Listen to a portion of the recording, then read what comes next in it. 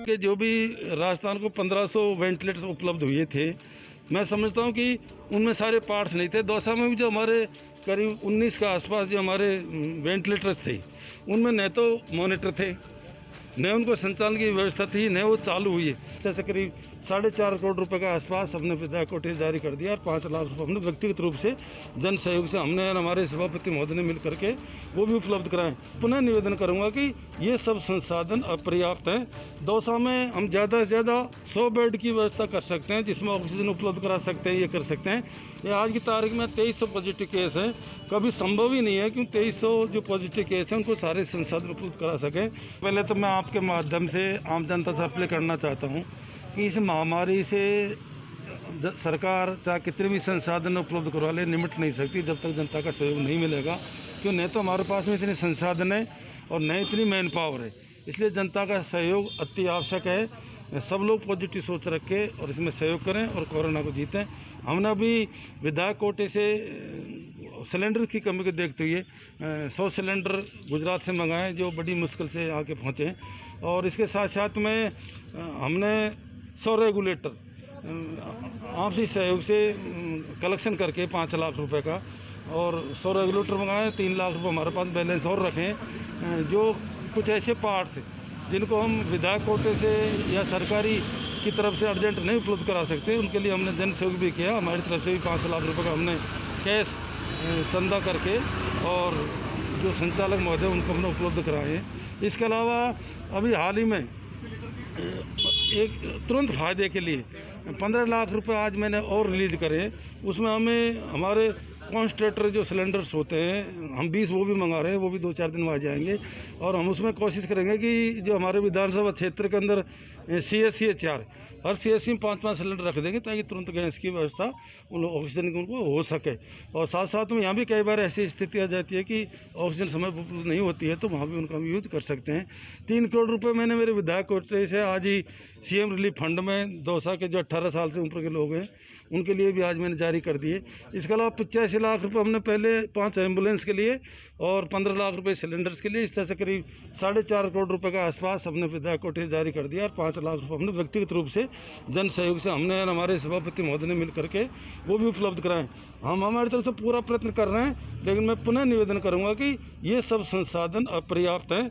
दौसा में हम ज़्यादा से ज़्यादा 100 बेड की व्यवस्था कर सकते हैं, जिसमें ऑक्सीजन उपलब्ध करा सकते हैं, ये कर सकते हैं।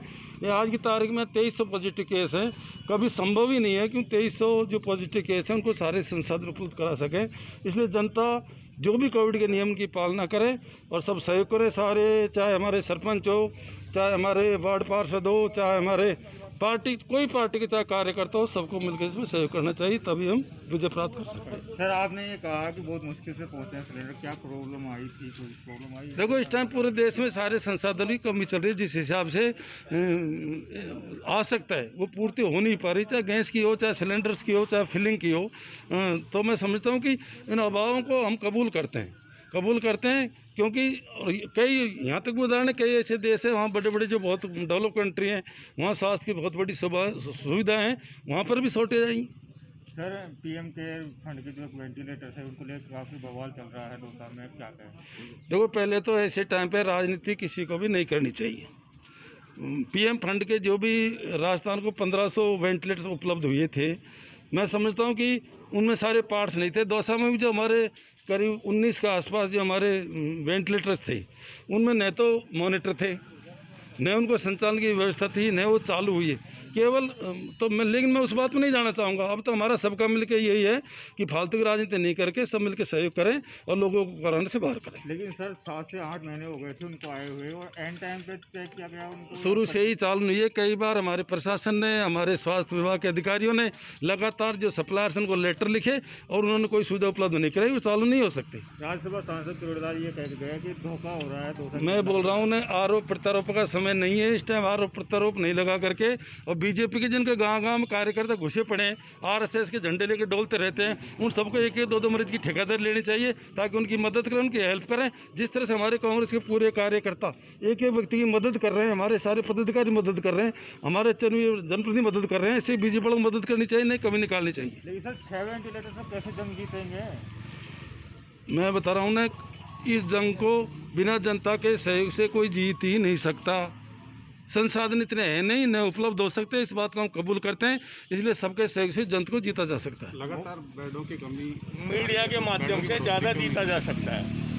इसमें आपका सहयोग की बहुत ज़्यादा जरूरत है। मीडिया की मैंने बताया सबसे नहीं, ज़्यादा जरूरत पूरे प्रदेश के अंदर आज की तारीख में 2 लाख के आसपास पॉजिटिव केस हैं और पूरे प्रदेश के अंदर मैं समझता हूँ 20,000 से ज़्यादा मरीजों को हमने भर्ती कर सकते हैं, नए ऑक्सीजन उपलब्ध करा सकते हैं। तो निश्चित इन चीज़ों का अभाव है। तो ये सबके सहयोग से सोशल डिस्टेंसिंग की पालना करके, जो हमारी कोविड की गाइडलाइन उनकी पालना करके, तभी हम इसे जीत सकते हैं। गाँव में की बार समीकरण ज़्यादा है, क्या कहें? गांव में लोगों की बहुत ज़्यादा लापरवाही रही है और बार बार सरकार उसके लिए सतर्क करती रही थी। हम भी लोग बाग सबसे अपील करते रहे थे। ब्याह, शादियाँ, ये सारी ऐसी बातें थी जिनसे कोविड बहुत तेज़ी से फैला और मृत्यु दर भी बहुत ज़्यादा है।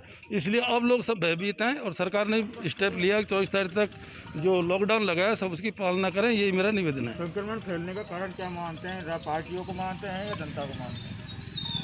ऐसा कोई संक्रमण फैलने के लिए हम सब दोषी हैं। आम जनता दोषी है, जो कोविड की पालना नहीं करता है वो दोषी है। चाहे उसमें मैं हूँ, चाहे कोई नेता हो, चाहे जनता हो, चाहे आप बंधु हो।